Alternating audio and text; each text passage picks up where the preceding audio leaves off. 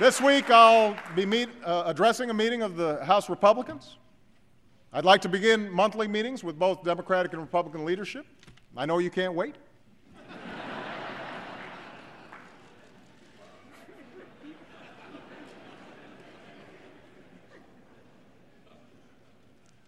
Throughout our history, no issue has united this country more than our security.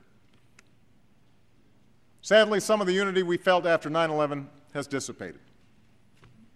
And we can argue all we want about who's to blame for this, but I'm not interested in relitigating the past. I know that all of us love this country. All of us are committed to its defense. So let's put aside the schoolyard taunts about who's tough. Let's reject the false choice between protecting our people and upholding our values. Let's leave behind the fear and division and do what it takes to defend our nation and forge a more hopeful future for America and for the world.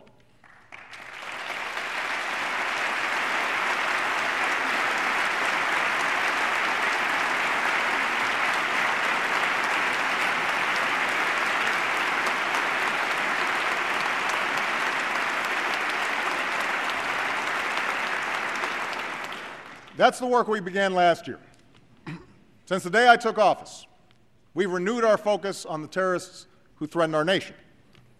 We've made substantial investments in our homeland security and disrupted plots that threaten to take American lives. We are filling unacceptable gaps revealed by the failed Christmas attack with better airline security and swifter action on our intelligence. We've prohibited torture and strengthened partnerships from the Pacific to South Asia to the Arabian Peninsula. And in the last year, hundreds of al-Qaeda's fighters and affiliates, including many senior leaders, have been captured or killed, far more than in 2008. And in Afghanistan, we're increasing our troops and training Afghan security forces so they can begin to take the lead in July of 2011 and our troops can begin to come home.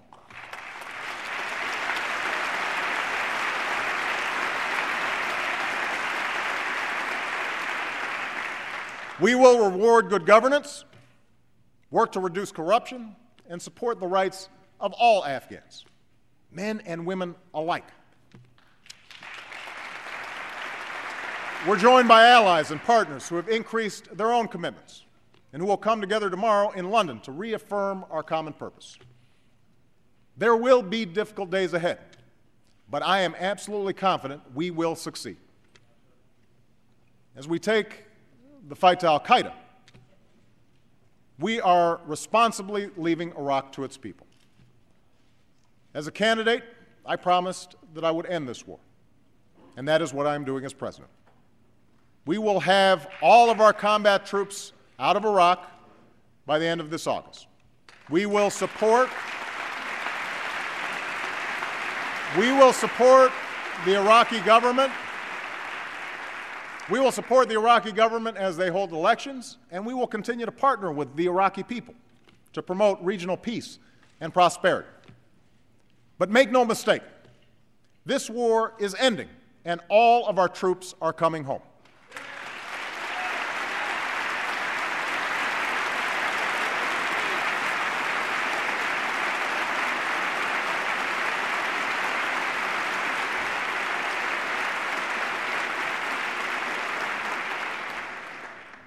Tonight, all of our men and women in uniform, in Iraq, in Afghanistan, and around the world, they have to know that that they have our respect, our gratitude, our full support.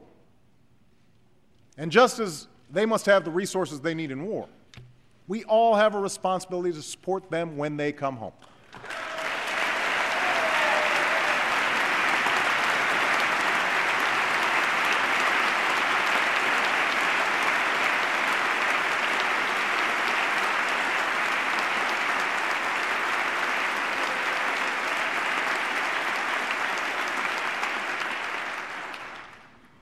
That's why we made the largest increase in investments for veterans in decades.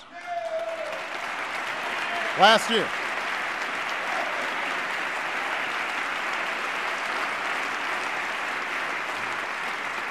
That's why we're building a 21st century VA. And that's why Michelle has joined with Jill Biden to forge a national commitment to support military families.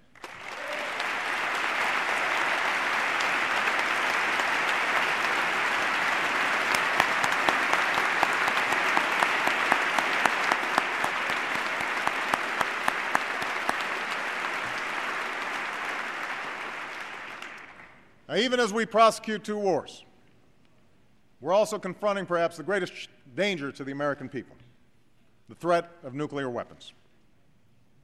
I've embraced the vision of John F. Kennedy and Ronald Reagan through a strategy that reverses the spread of these weapons and seeks a world without them. To reduce our stockpiles and launchers while ensuring our deterrent, the United States and Russia are completing negotiations on the farthest-reaching arms control treaty in nearly 2 decades.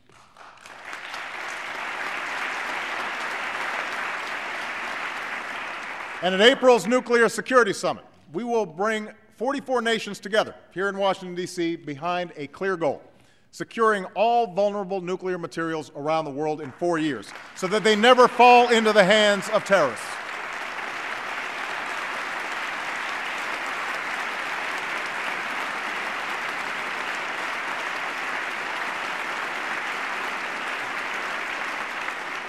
Now, these diplomatic efforts have also strengthened our hand in dealing with those nations that insist on violating international agreements in pursuit of nuclear weapons. That's why North Korea now faces increased isolation and stronger sanctions, sanctions that are being vigorously enforced. That's why the international community is more united and the Islamic Republic of Iran is more isolated. And as Iran's leaders continue to ignore their obligations, there should be no doubt they, too, will face growing consequences. That is a promise.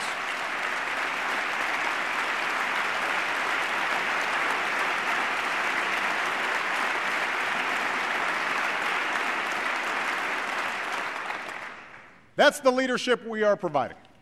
Engagement that advances the common security and prosperity of all people. We're working through the G20 to sustain a lasting global recovery.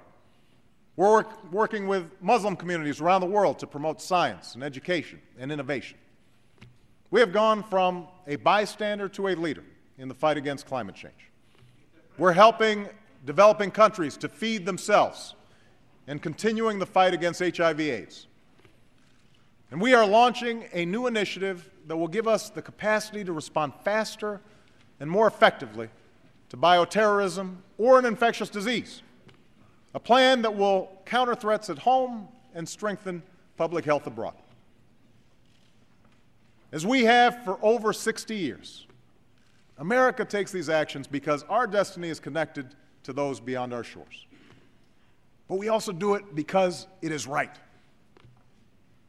That's why, as we meet here tonight, over 10,000 Americans are working with many nations to help the people of Haiti recover and rebuild.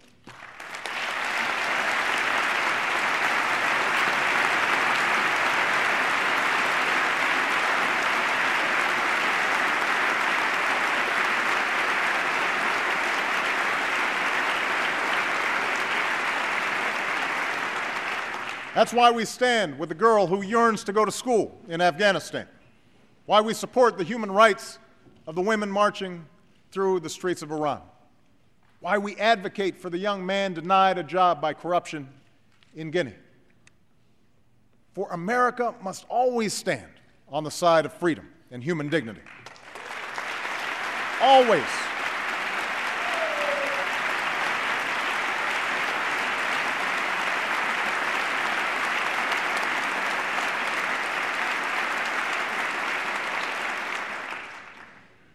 Abroad, America's greatest source of strength has always been our ideals. The same is true at home.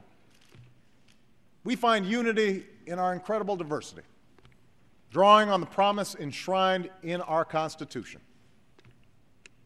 The notion that we're all created equal, that no matter who you are or what you look like, if you abide by the law, you should be protected by it. If you adhere to our common values, you should be treated no different than anyone else. We must continually renew this promise. My administration has a civil rights division that is once again prosecuting civil rights violations and employment discrimination. We finally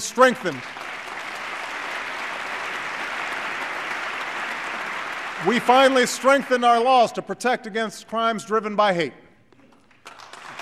This year,